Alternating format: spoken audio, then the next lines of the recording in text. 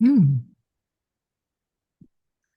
Okay, welcome back everyone to Parsha Insights. And as I said in a little pre-recording preamble, we promise a smoother ride this week than last week. We were plumbing the depths of Kabbalah and spirituality, and we're going to stay closer to the surface. Obviously, still with the sophisticated thoughts of Rav Moshe Shapiro, but we're going to instead of going to the depths, we're going to try to reach the heights today. That's our approach. And this week's Parsha is Parsha de Vayakhel Pekudei, a very interesting Parsha, a challenging Parsha. I have, if you open a Chumash, you'll see for much of the Parsha, it's just text.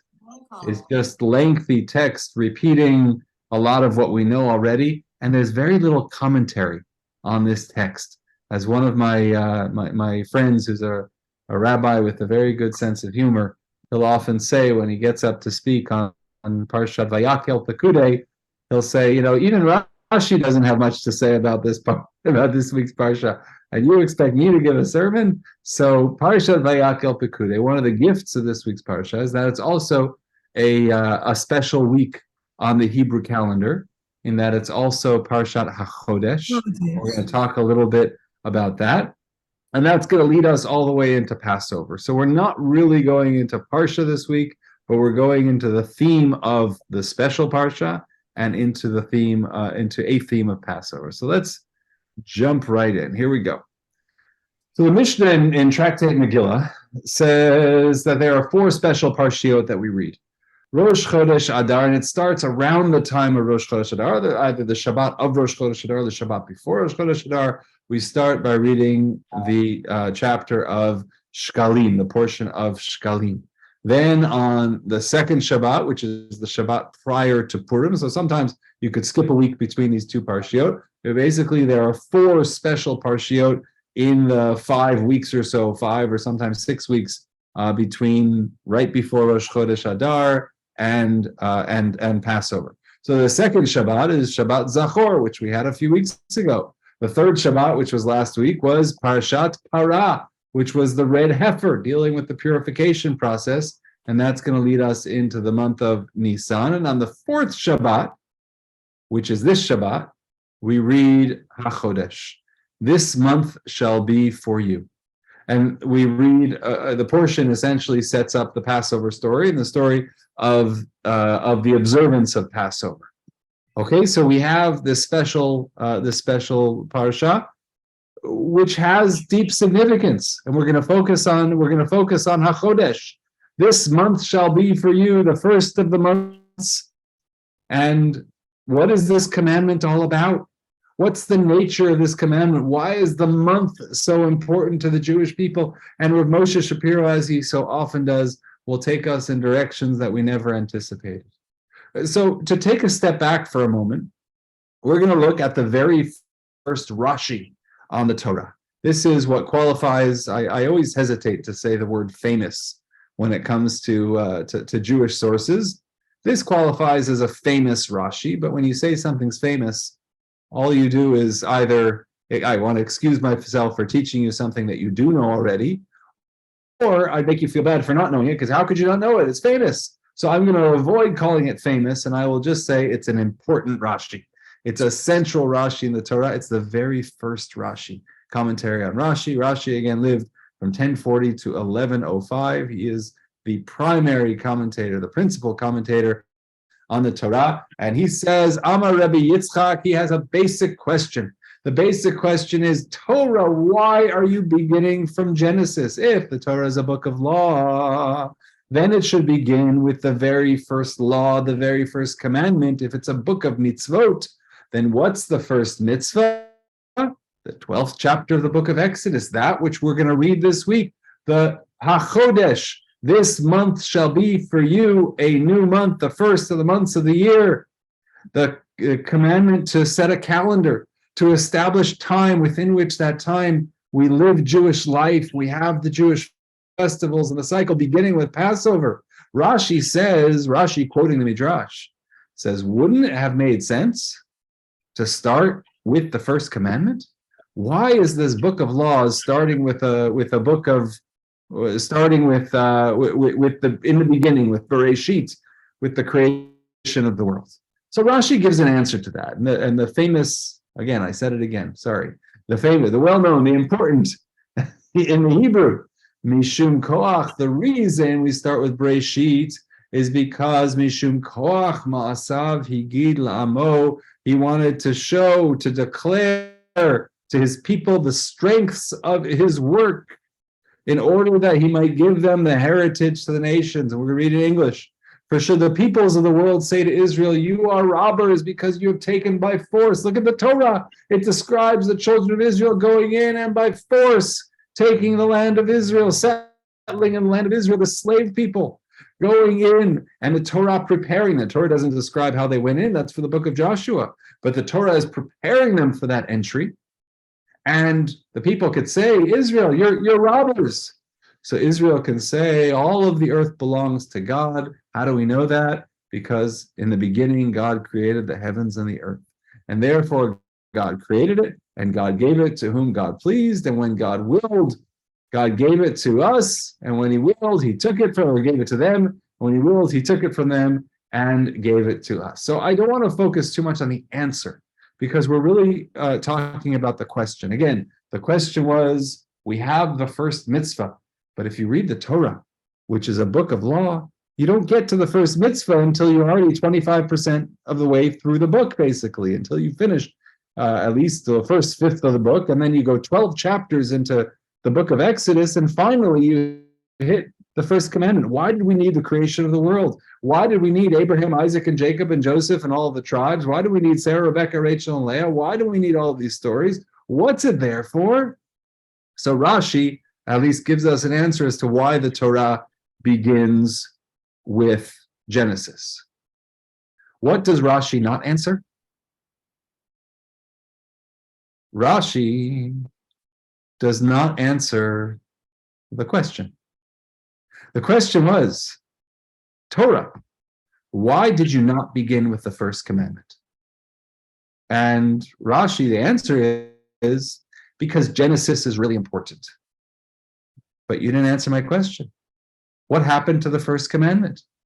Why did you not? I'm going to go back to my question until you answer it. I'm going to keep going back to my question. Why did you not begin with the first commandment? And so Moshe Shapiro points this out in a beautiful way.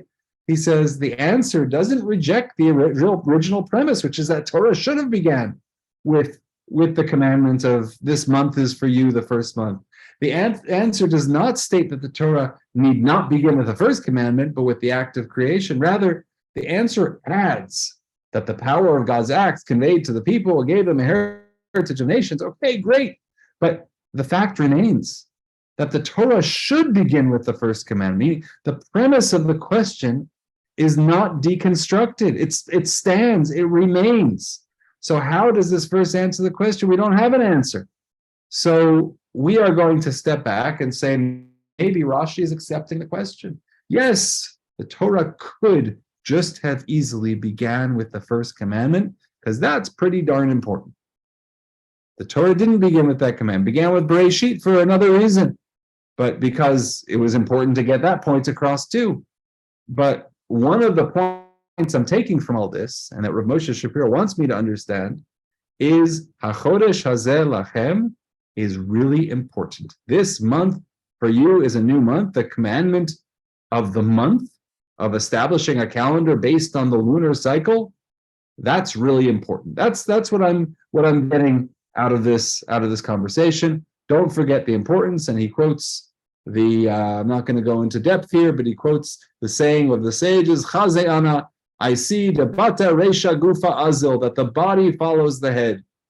That's just the way of the world. They're talking about leaders and followers here within the context of the Talmud. But as a general rule, that which comes first, that which emerges first, is going to have a great deal of importance. And therefore, let's try to understand HaChodesh. Let's try to understand, by that Hebrew word HaChodesh, I mean the month, the lunar calendar. I'm going to use that word again and again, and I'll probably forget to translate it most of the time. But HaChodesh, the month. Let's talk about why the month is important. What is so unique about the Hebrew month, about the nature of the calendar? Whatever is first, leads and draws all the rest after. The first commandment then must somehow form a basis from which all other commandments emanate and whose lead they follow. What's the undertone of the commandment to sanctify each month that compels it to be the first? And how does the entire Torah continue out of it? Do you get the theme? And what we've seen before of Rav Moshe Shapiro is he finds that one thought, right? We spoke, I don't remember if it was last week, the week before, we spoke about the concept of the root of all sin being chet ha'egel, being that notion of the circle and that sense of self-reference and self-deification, and how that's the root of all sin. Okay, and that follows through. So now here he's giving us something that's at the core of every mitzvah, can be found in the mitzvah of the new month. And what is it? What is it about before you go on to that, can I ask a question so I understand please. the order? If you say the body follows the head, is it that we get the first command in terms of Chodesh Lachem, or is it that we need Genesis first, then creation, and then the rest follows after? Which is Great question. So it's the first thing that you said. His point is, the festival or the day in which we celebrate the new month is called Rosh Chodesh. Rosh Chodesh. So there's a little bit of a pun in there. Play on words. Rosh Chodesh is it's the head of the month. It's the beginning of the month. And don't you know that the body follows the head? And that's not just when we're talking about a month, but we're talking about all the commandments.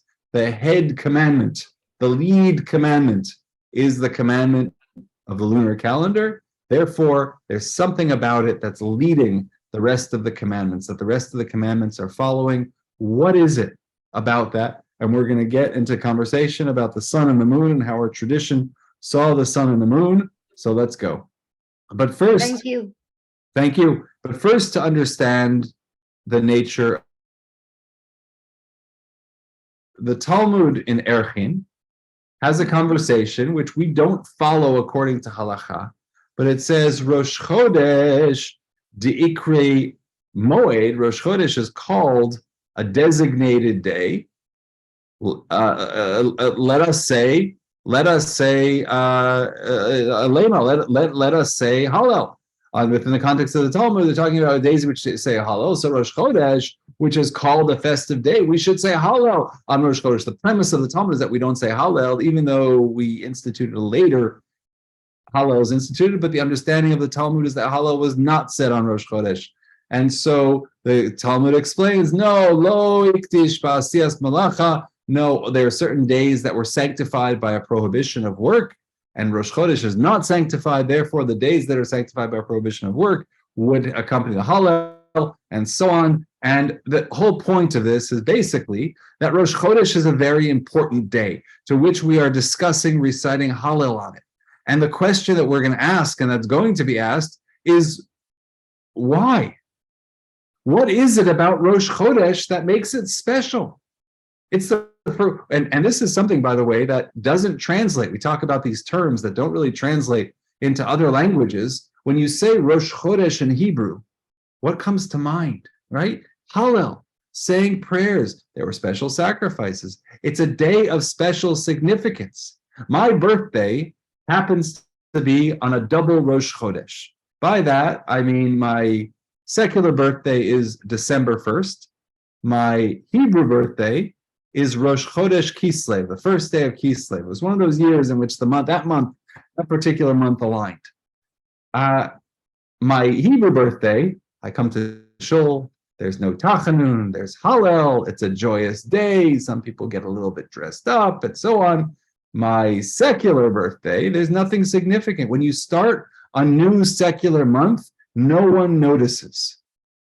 When you start a new Jewish month, there are prayers and celebrations. So it's there's a translation gap there between the two cultures in terms of beginning a new month. And so let's put it out there. What is so worthy of being celebrated when there's a new month? What is it all about? Who cares? So it's a month. It happens every 29 or 30 days, depending on the month in the Hebrew calendar. So big deal. So let's just start a new month all over again. We know the way the moon works. We know the way the world works. Is this really worthy of celebrating? And how many new months are there? Rosh Chodesh, we only celebrate 11 a year in a non-leap year. Rosh Hashanah is not considered a Rosh Chodesh for those intents and purposes. So you have 11 new months in the year. We skip it because there's a more important day. So clearly, Rav Moshe Shapiro says Rosh Chodesh is a real festival, although the reason is incomprehensible. All festivals commemorate miracles and great wonders, preponderant events that change the face of the world. What does Rosh Chodesh commemorate? Nothing. Garnished. Sorry, Becky, you're muted.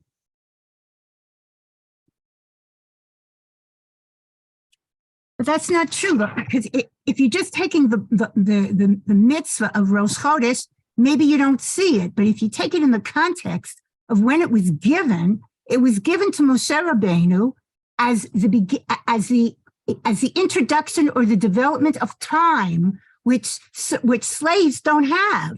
In other words, it's a whole different concept that they didn't even have. And even Moshe Rabbeinu said, "What do you want? What do you want me to do with this?" I 100% agree with you that there was a significant moment at the time of the giving of this commandment. This was a revolutionary commandment. Take ownership over your own time. That's part of the Exodus. That's part of the journey to freedom. But line it up next to all the other holidays. It doesn't matter. Passover, crossing the sea, and the Exodus from Egypt, and the 10 plagues. That's remarkable. That's a miracle. Purim, salvation, Hanukkah. Whatever happened on Rosh Chodesh? Nothing. I mean, where he's pointing out that it doesn't fit the pattern. We have a pattern. Something amazing happened to the Jewish people. We set a holiday. We say certain prayers. Rosh Chodesh, we skip that historical part of something great happening to the Jewish people. We just have a holiday and prayer. It doesn't fit. And so what's unique about it? So we're looking for meaning in this. It's so important. So let's now find the meaning. Peter. Let me take a wild shot.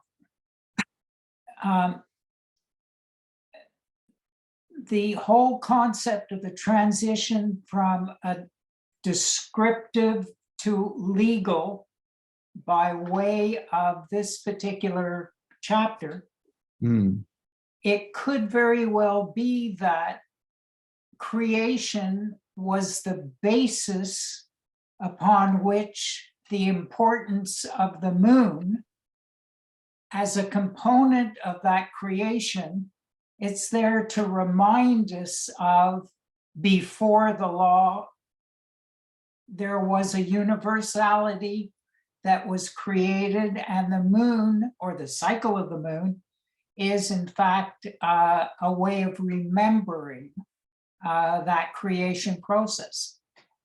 Remembering and honoring. I agree with everything that you're saying. I think his question that he's getting to is, so what? Meaning, yes, there are significant lessons that are associated with Rosh Chodesh. It symbolizes something of great importance. Why are we celebrating it?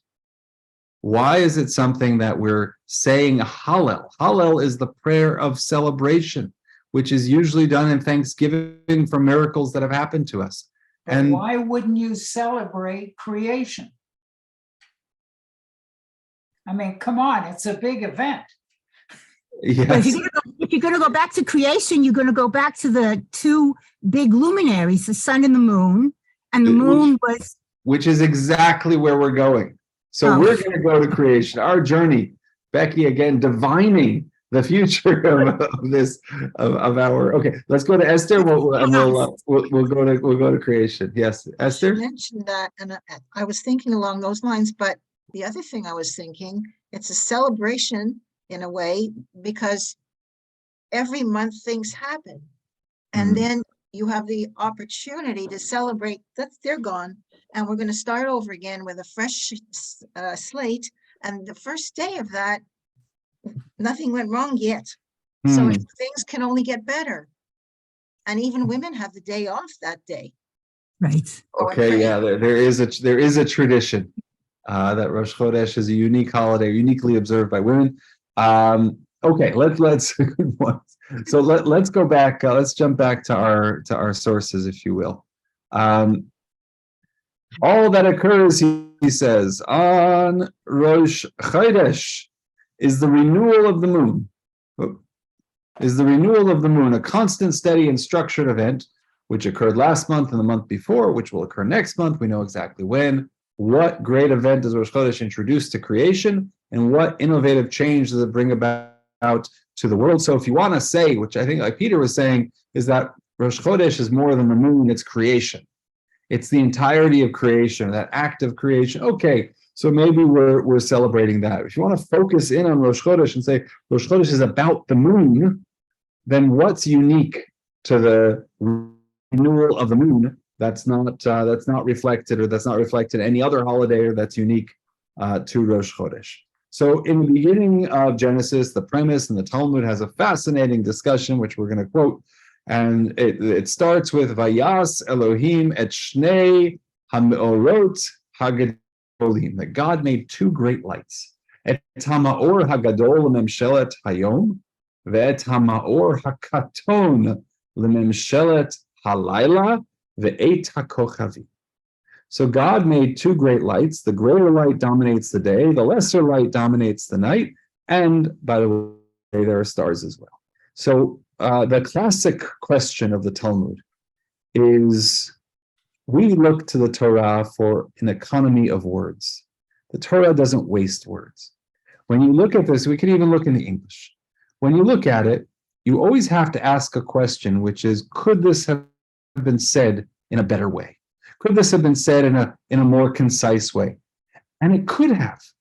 The verse could have said, God created the great light to dominate the day and the less light to dominate the night, period. What do you need God made the two great lights for? What's that doing there? And so the Talmud is going to tell us, or the Midrash is going to tell us, actually, it's giving us a process of creation. What was the process of creation? Step one, God created two great lights, period.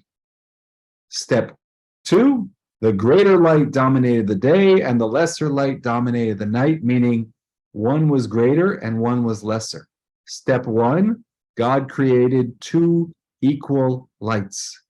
Step two, one of them was made greater, one of them was diminished. Okay? It's a two-step process. So what happened exactly? So the Midrash, and this is all coming from that textual observation that we have that unnecessary phrase.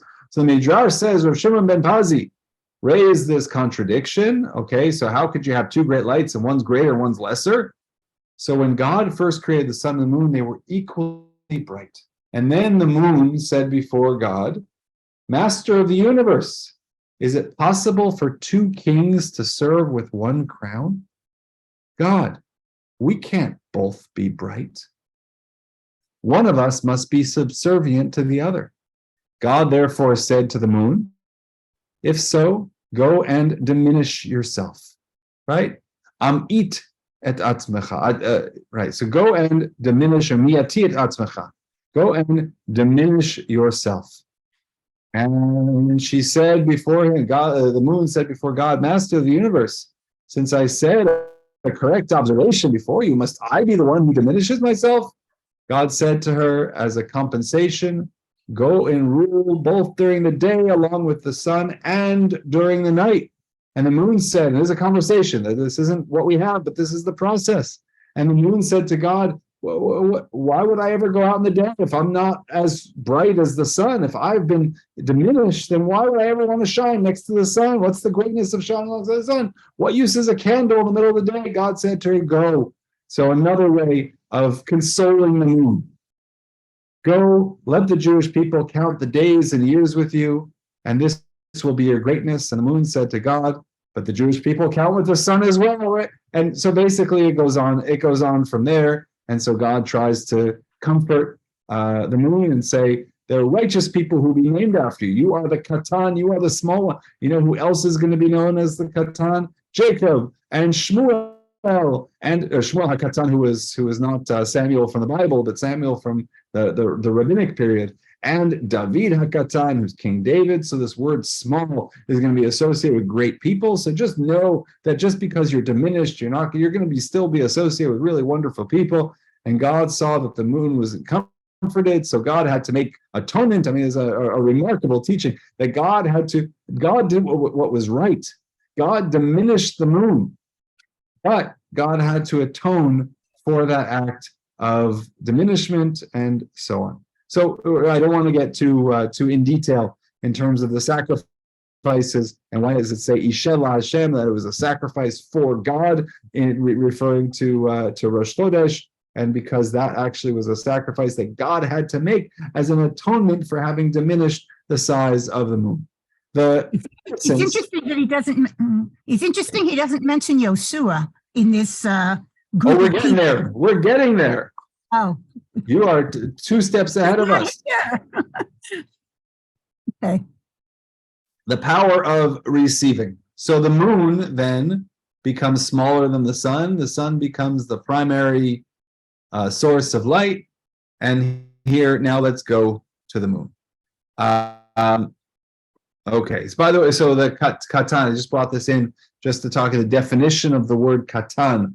The Talmud in Baba Metzia talks about a katan, somebody who's small, doesn't only refer to a minor, but rather gadol v'samuch al shulchan aviv zeu katan, a major, somebody of major age, an adult who still eats at their parents' table, who is still completely sustained and supported by the parents, could in certain cases have the halachic status in terms of property rights of a minor, if they're not independent on their own. So the idea of being small, of being a minor, isn't necessarily a concept of size per se, but it could be a concept of subservience within a particular relationship. Could be that they are the ones who receive benefit from others. Thus, only the sun, whose light is intrinsic, is the great luminary, is called Gadol, but in the verse. But the moon, whose whole power is to receive the light of the sun, is called the small luminary. Together, both deserve the title great. They were both created as the great luminaries. In the verse, they are both called great in the beginning. The only difference between day and night was to be that during the day, light would emanate from an intrinsic body of light, and at night from a reflected body of light, but they were still both great. Its light of the moon was to be as bright as the intrinsic light of the sun. You could imagine a situation, Moshe Shapiro is challenging us to imagine a situation, if you have the source of light as the sun, couldn't the moon just be a mirror which would perfectly reflect the light of the sun? Right? What would happen if you put a mirror in the sky in place of the moon? You would have the intensity of the light of the sun coming from the mirror. By putting a moon there, it reflects the light, but in a diminished way. That's why it's called the smaller one. Not because it's not the source of light, but because the way that it reflects the light back is diminished. Any questions until now? It's all clear. In the original moon, he continues, the Creator brought into existence a wondrous creation that has the power to receive everything bestowed upon it and become exactly like the source of that bestowal, with the ability to continue to bestow the entire bestowal further as if the source itself was present. This was the original intent of creation and consequently destiny to which creation will reach in the end. So I just want to rephrase this for a moment in a way that I can understand. We're going to go back to the verse. Go back to, where's the verse? In Bereshit. Oops, I missed it. Okay, the verse in Bereshit, God made 2 great lights. So what happened in the beginning? God made one light for the day, the sun, that was the source of light, that was super bright. And then at night, God made something called the moon, and the moon reflected the sun's light, but was also just as bright as the sun.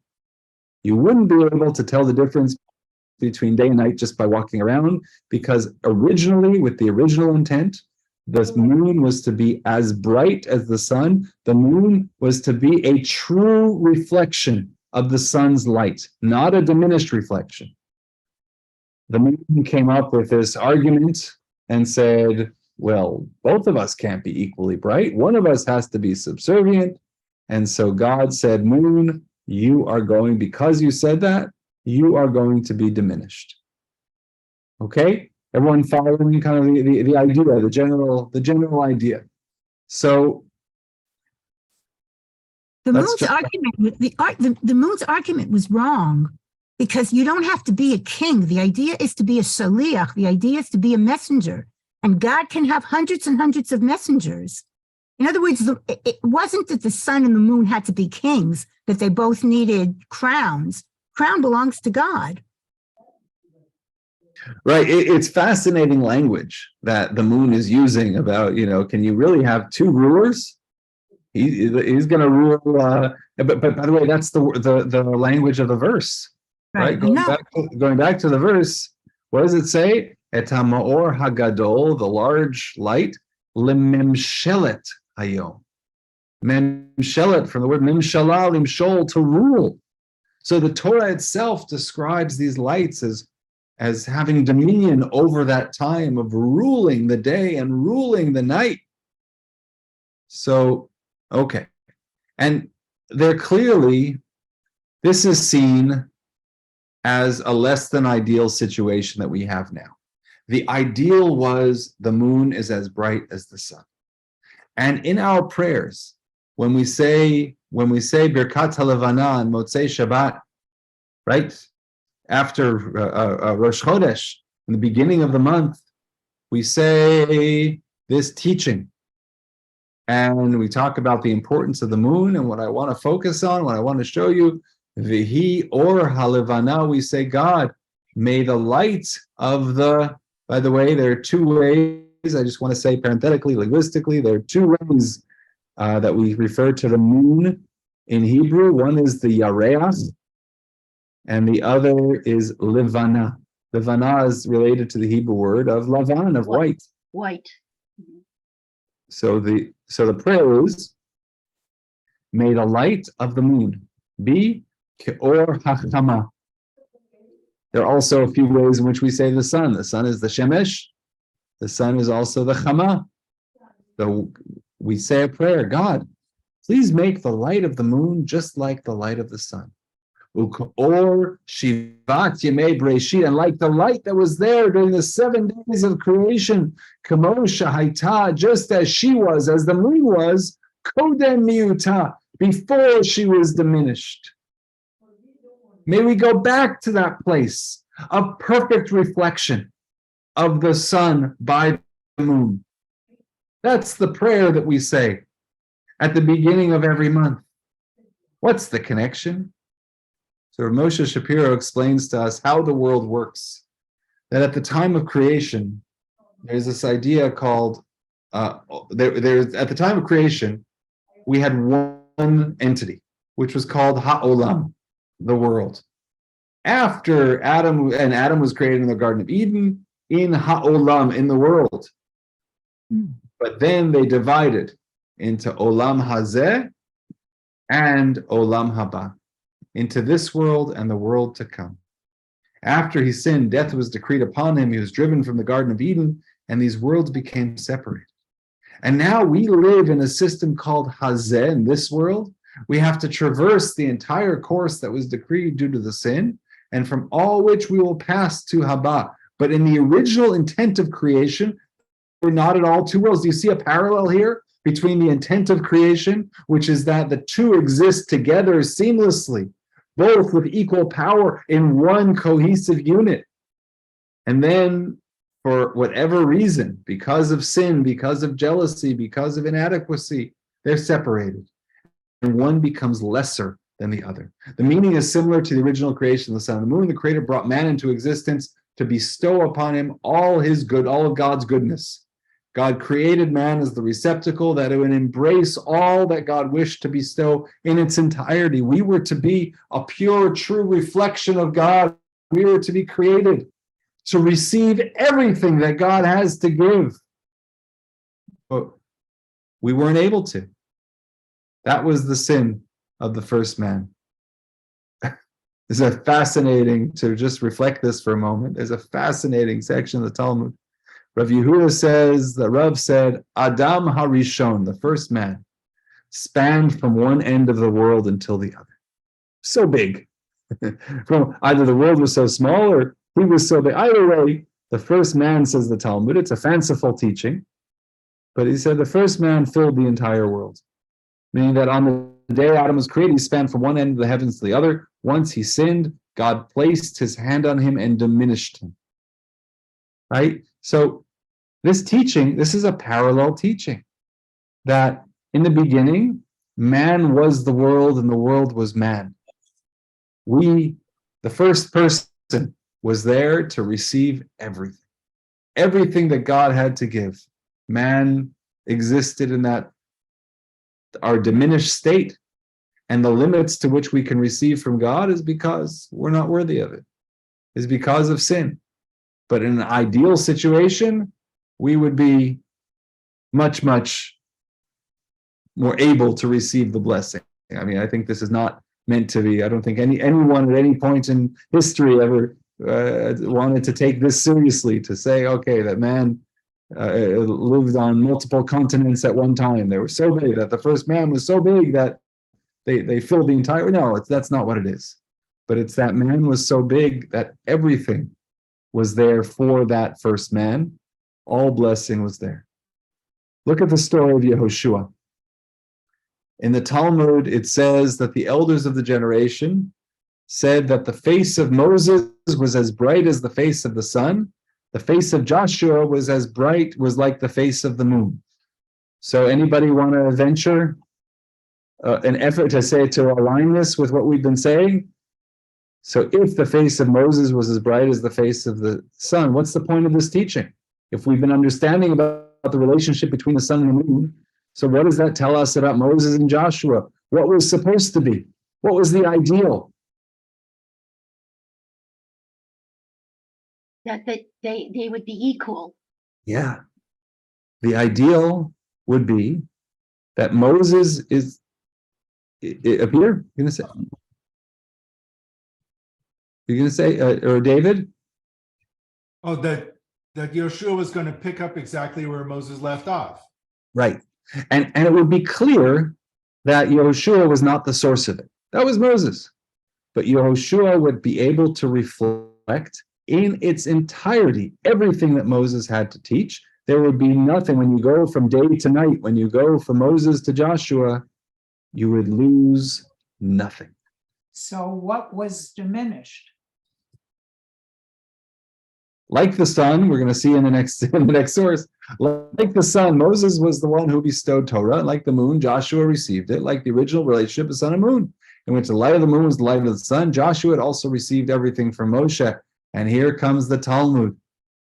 Amar Rav Yehuda Amar Rav Yehuda said in the name of Rav, just before the time when Moses, our teacher, left this world and went to the Garden of Eden, he said to Joshua, ask me everything. Let's resolve this. Ask from me all of the cases of uncertainty and matters of halakha that you have, so I can clarify. I want to make sure that everything is clear before I leave. Joshua said to him, my teacher, did I ever leave you for even one moment and go to another place? Didn't you write about me in the Torah? But his minister, Joshua ben Nun, that young man, did not depart out of the tent. That was in last week's Parasha. Didn't you write that about me? And if I would have had any uncertainty, I clearly would have asked you. And immediately after saying this is a little bit of hubris here. It's a little bit of course I know everything. Joshua's strength was weakened, and 300 halachot were forgotten by him. And if they were forgotten by him, they were forgotten by everyone else too. They were forgotten. They're gone. There were 300 halachot, laws that were forgotten by him. 700 cases of uncertainty emerged before him, things he wasn't sure about. So maybe we have them right. Let's say we're batting 50-50 on them. So it's 300 halachot that were forgotten and another 350 that we just got wrong because we don't know about it. Let's take half of the 700 and the entire Jewish people arose to kill him as he was unable to teach them the forgotten halachot. It's a very dramatic moment. He's saved, he's not killed, he leads them. But either way, he left on the table. He was diminished, and he left on the table so many important laws, 650 halachot that Moshe had taught him, and he forgot. The words of Yehoshua, which were What did he do? But what did he do wrong? What did he say that was so Rav wrong? Moshe Shapiro compares it to the complaint of the moon. It caused his strength to wane. Immediately he forgot, repeating the decline of the moon. The face of Yehoshua is like the face of the moon. It too became diminished. What did he forget? He said, "We don't need you anymore, Moshe. I've got it all." You can't have two people who both know everything. You can leave now. Goodbye. I have nothing left to receive from you. Right? And the face of Yehoshua, that's how the Talmud, that's how Moshe Shapiro reads that portion of the Talmud. To bring this all back to Rosh Chodesh. But there's an end to that he turns to God, and he turns to God and he said, help. And God said to him, that's it, my friend. You forgot them. Now go out and go to war and go capture Eretz Yisrael. Exactly. How does he know how many he forgot? He forgot. The Gemara knows how many he forgot. Also, It's a good question. Teku, let it stand. I don't know. It's a good question. That's a question question is better than any answer we could come up with right now. So you're saying his hubris is what caused him to be diminished. Yes. His hubris and his desire to move forward and to say, I've got the crown now. Don't worry. There's nothing I have left to learn from you. Zechariah, there shall be a continuous day. What's going to happen in the future? Zechariah prophesying the future. The world to come, the times to come, when neither day, only the Lord knows when, of neither day nor night, there should be light at eventide. That light will prevail. One day it will be restored. One day the light of the moon will grow and grow and grow, and once again equal the light of the sun. One day mankind will be able to receive all of God's blessing. One day Joshua will remember, or we will remember, those 650 or the 350 halachot that were lost, and the 600 that were uncertain, the 700 that were uncertain. One day we will clarify all of that. That's the hope. That's the prophecy. That's the joy. Every Rosh Chodesh bears this potential, and it's the cause for a very deep inner joy. The source of the great happiness associated with Rosh Chodesh, the taste of festivity that we are to savor on it, is the prospect that this moon will continue to grow and to rise and return to be as bright as the sun. So to take it back home and to say the premise that Rav Moshe Shapiro started with, the holy premise, was that Rosh Chodesh and the new moon and that mitzvah is really important, and it's at the foundation of all mitzvot. So what is it? What's the secret of the moon? The secret of the moon is that it was, and it still could be much greater than it is. We say the moon, we learn the concept of receiving, of reflecting, of not being a source of light, but knowing that you reflect the light back. But it could do much better. It's a poor reflection. If we're looking at reflections, and we know how to create reflections now, we have technology, we can do it. I'm looking at a camera right now, and I'm looking at a pretty good reflection of my own self. And in fact, the reflection I'm looking at probably looks a little bit better than the actual thing, because of the way that the technology is and the filters work, and you can crop parts of you that you don't like out of it, whatever it is, but the reflection is sometimes an improvement. But the moon to the sun, it's inferior. It is outright inferior. What Rosh Chodesh represents is the growth of the light. From now on, it's going to get brighter and brighter. And I know the way it's going to happen. I know what nature is. I know what a month is. But what it represents to me is growth of light. And I have an ambition. I have an ambition that one day the moon's going to be as bright as the sun. It's not a real ambition. I don't actually want the moon to be as bright as the sun. That's not what it's about. But it's about the ability to receive blessing and to receive God's blessing. And I know that the blessing I receive from God is just a small portion of what God has to give to me. And I hope that one day I can receive more and more and more, so that when you compare me, the blessing that I receive, to the amount of blessing that there is to give, it'll be like that original moon and sun. I'll maximize my potential of receiving blessing. It will be Joshua, who remembers every halacha. It will be mankind, who is as big as the world. As big, meaning can receive all of the blessing of the world. So that's in every mitzvah. That's what is at the core of every single mitzvah that follows from the mitzvah of Rosh Chodesh, is the ambition that one day there will be so much light in this world that it'll be like the world to come. It'll be as good as the world to come. And we're going to fill, and how do we fill it? We fill it with our commandments, with all the commandments that follow after that very first commandment of the new month, of the promise of the reflection of the moon. Any questions or comments? This is what we're going to say on Pesach, the Leil HaSeder.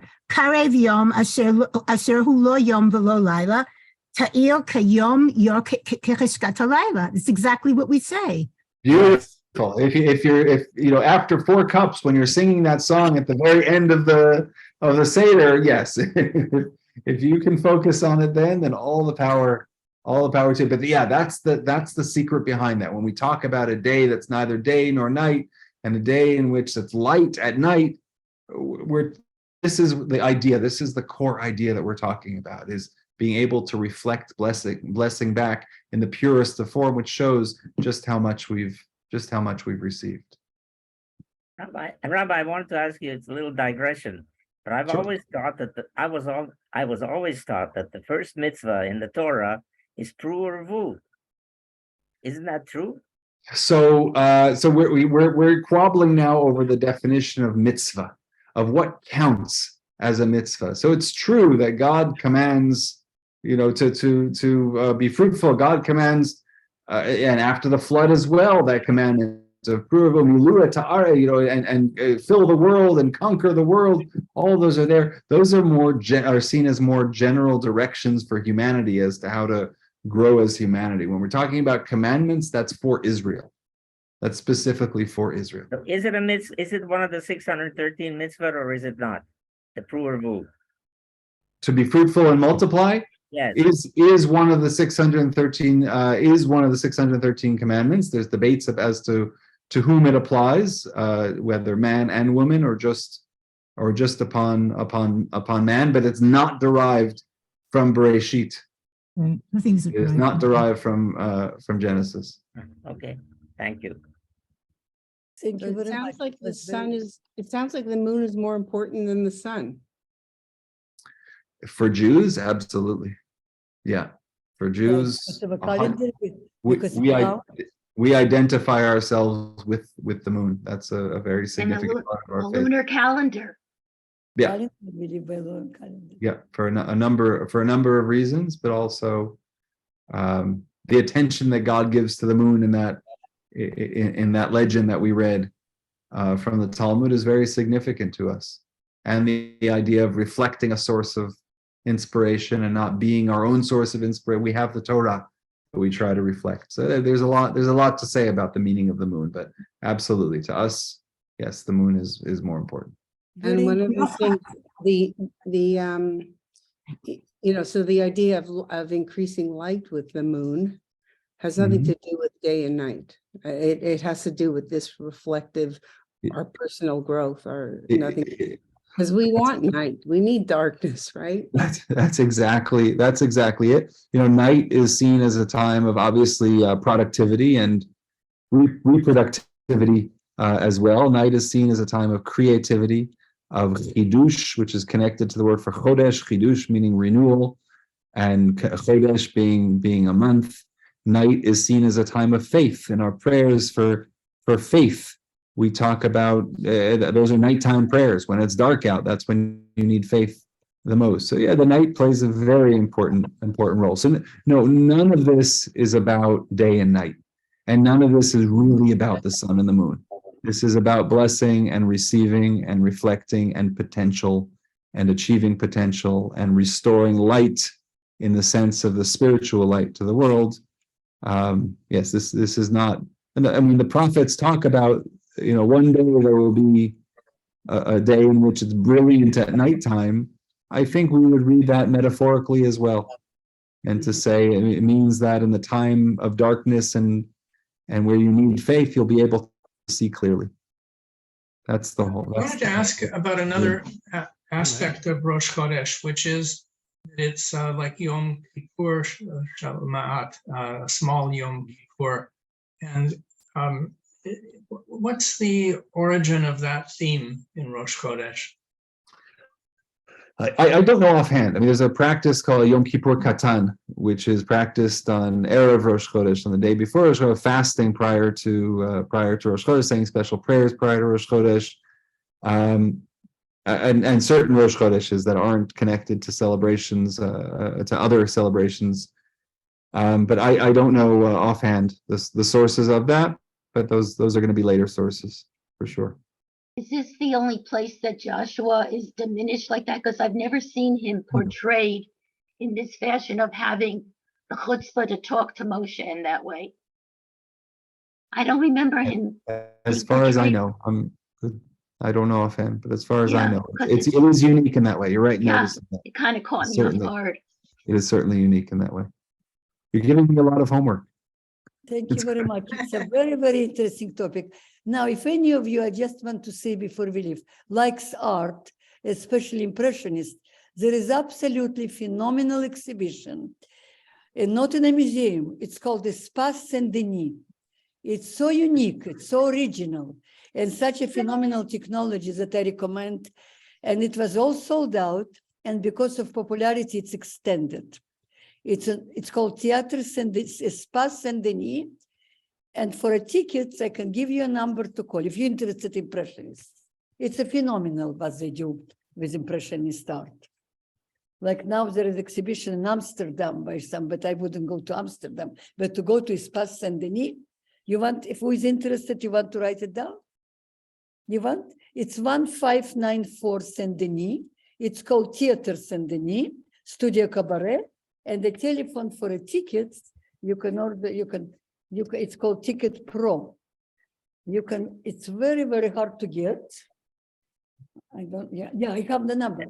Bye-bye, thank you. Shabbat Shalom. Okay, we're going to turn off the recording now and thank everybody. And for those who wish to stay on, you're Yeah, welcome. if you're to do that. interested, it's art, it's phenomenal. It's 514-790-1111. That's a telephone number for tickets, and it's extended till April 24.